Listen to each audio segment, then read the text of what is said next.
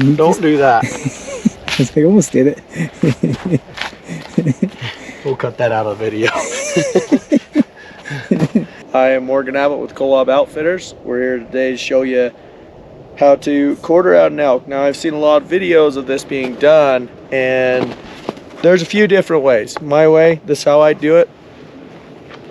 If you like it, you can use it. I start on the spine about halfway. Now, there's no particular reason to this, just to more or less get a good cut up the back of the neck and get that out of the way. Turning around, going the opposite direction.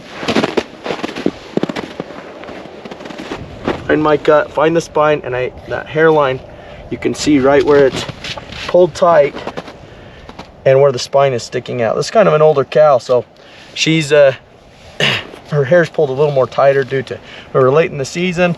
She's lost some fat and her bones are showing a little bit more. And go all the way to the tail. You try to go with the grain of the hair. I try and keep my blade as clean as possible. Try not to, get hair in the meat. This is one thing that I believe I do a little bit different than guys.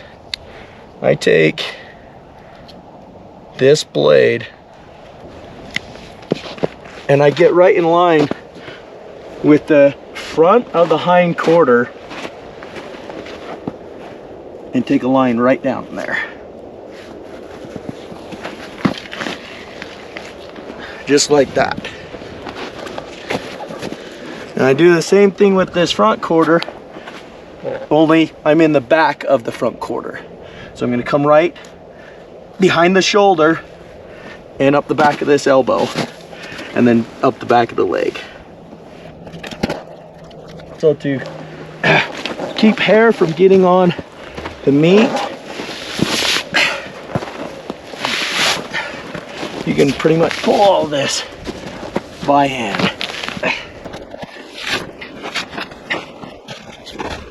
Once you get into the neck area, it gets a little tougher, especially on bulls, not so much on cows. Now, one thing I do my very best and try to do as much as possible is keep hair off of the meat. And that is the reasoning for this cut. She's pretty clean. Now we're gonna get back out our skinning blade and start our skinning. Now, most people who have hunted long enough know how to skin. It's pretty simple. Keep the hide tight, your blade pointed into towards the hide, trying to keep as much meat attached to the carcass as possible without making those nicks like I'm doing. Yeah. I'm not leading by example.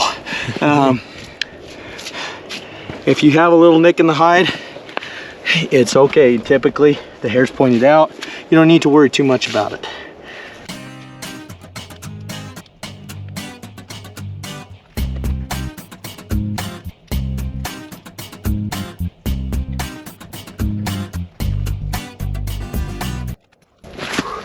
Don't do that. I almost did it. We'll cut that out of the video.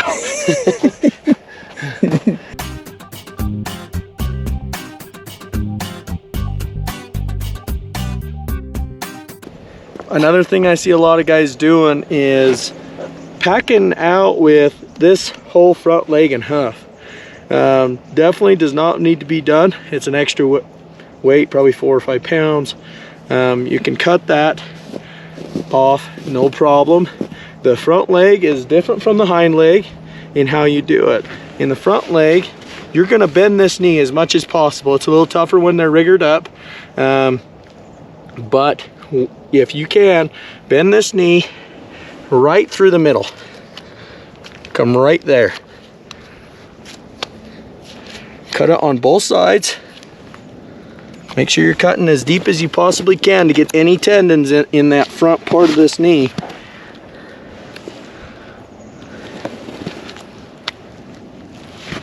And then extend it and do the same thing right in line with what you just cut. And then you should be able to take this and twist it.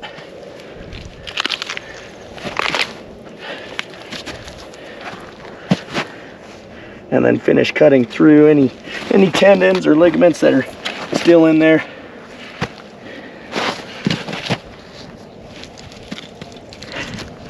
Now, one other thing, I never score around the knee when there's hair or hide on this knee. Reason being is once you make that cut, you're putting hair right onto this joint. It's not as significant because this is all bone. You're not going to be eating any of this, but it still puts hair close to the meat, and we're trying to minimize that as much as possible. We'll edit that out too. I don't know how good of an editor you are, but you're gonna get good. Another just little trick is to lay your quarter bag right there on the ground that gets that hide away from the meat as you're taking it off, and you don't have to lift this quarter, carry it away. Just a simple little trick.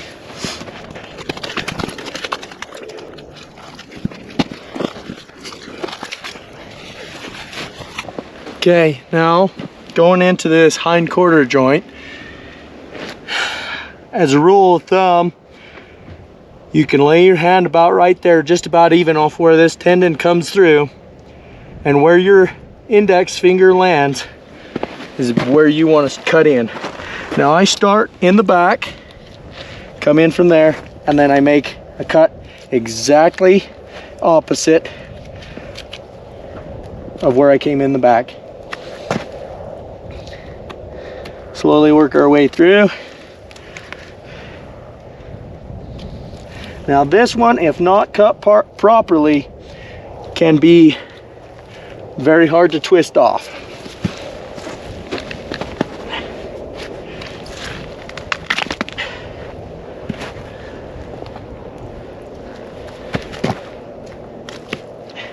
And it's not so much a twist, it's more pushing back pressure of force towards this joint. If you have this cut right, it'll pop off just like it did for me.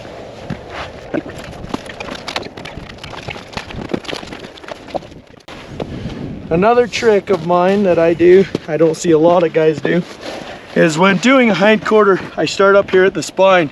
It has worked really well for me. I start up here and pull this off the top. And you can feel right here, you can feel the pelvis and this protruding bone. If you can line your knife right on it, and that is your cut mark. Everything this way is backstrap, everything this way is your rump and your hind quarter. All I'm doing is just getting this back part started so that when I go to pull off the quarter going this way, it pulls off a lot easier. Again, I don't like any dirt or hair, any contaminants in any of my meat, and I don't want it in any of my clients as well. Keep the blade as close as we can to the bone to ensure that we're getting every piece of meat we possibly can. Once you get this peeled back a bit, it goes a lot easier.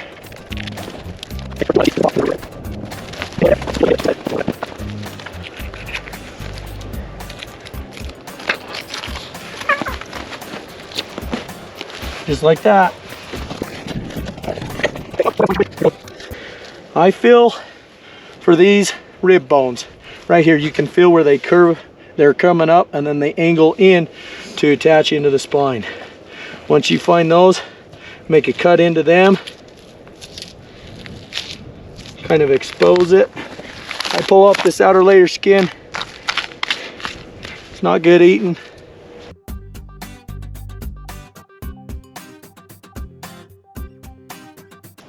Now once you get back in this back section where there's no more ribs and there's a potential of getting into the paunch and making for not a fun day,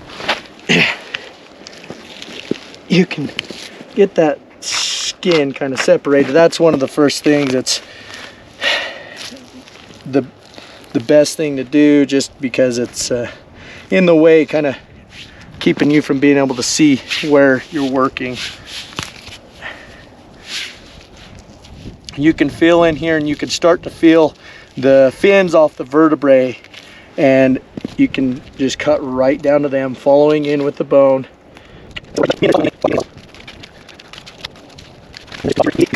There you go, that's your back strap, and that's how we do that. So if you hunt in Utah, you know that you need to have proof of sex on your meat for legality. Make sure you're taking the right animals with the right tags.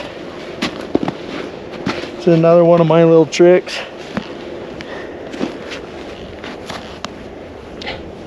Take a nipple. Now this is good enough for proof of sex. So we're not cutting the nipple off. We are going to cut it back into the hind quarter on the hide and basically make us a little patch of hide that is still stuck to the meat.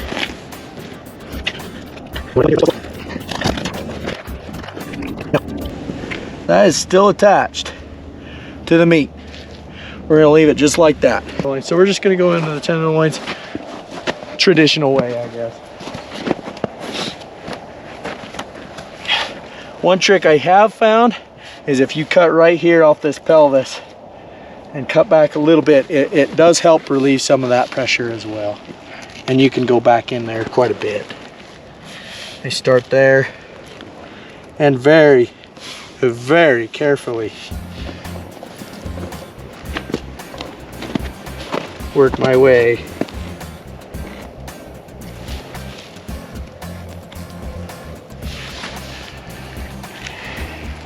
It's best to get in there with your hand and loosen it up as much as possible.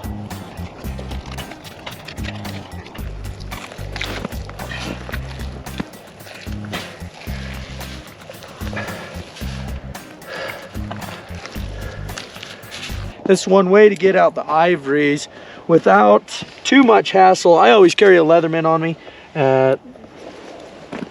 This has always made it easy for me. I make one cut in the front, one cut in the back, put away the blade, get out my pliers, and grab and twist, and it comes out clean. We hope you enjoyed, and thanks for watching. Make sure to subscribe so you can be part of our future adventures.